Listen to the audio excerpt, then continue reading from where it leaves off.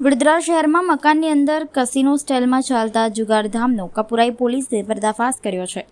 Waghodia road વિસ્તારમાં આવેલી એક રહેણાંક મિલકતમાં દરોડો પાડી પોલીસે મકાન માલિક સહિત કુલ 9 જુગારીઓને ઝડપી પાડ્યા છે।